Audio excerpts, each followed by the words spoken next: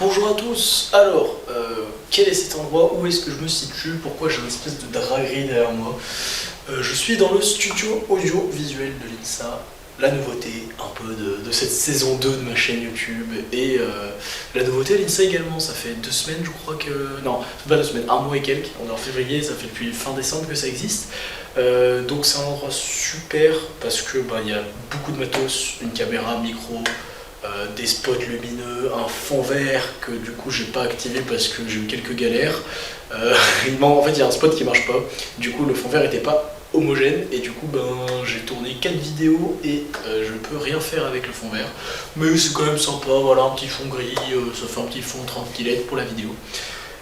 Du coup, ce que je voulais dire c'est que ce studio vient d'ouvrir pour les élèves et aussi l'admin personnel qui veut l'utiliser de l'INSA du coup.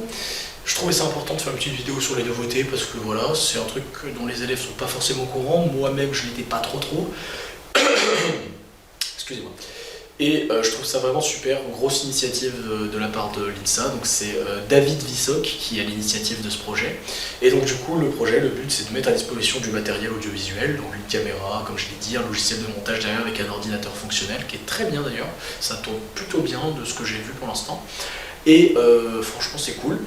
Le but à terme c'est je pense de dynamiser la chose pour que voilà, pas mal de gens s'en servent et que de ne pas avoir peur de demander. Le studio est en libre accès sur demande à David Vissoc, mais ça peut évoluer dans le futur. Et franchement, moi je trouve ça génial, pour ma chaîne YouTube évidemment ça va m'aider à faire mes vidéos. Et même c'est un truc qui n'est pas forcément trivial quand on y pense, qu'une école d'ingénieur se donne un studio audiovisuel, on peut dire à quoi ça sert, mais pédagogiquement c'est super intéressant de faire des vidéos parce que le support vidéo il permet plein de choses, notamment pour des projets etc. Il y a les Comuma qui font souvent des vidéos pour expliquer ce qu'ils font et je pense qu'avoir ce genre de moyens ça nous permet d'un peu de sortir de notre zone de confort, de venir prendre les choses en main, de rentrer un peu dans la technique et c'est super intéressant. Voilà, donc c'était un petit point sur le studio du visuel. Rapide, efficace, parce que j'ai plus trop de temps à vrai dire.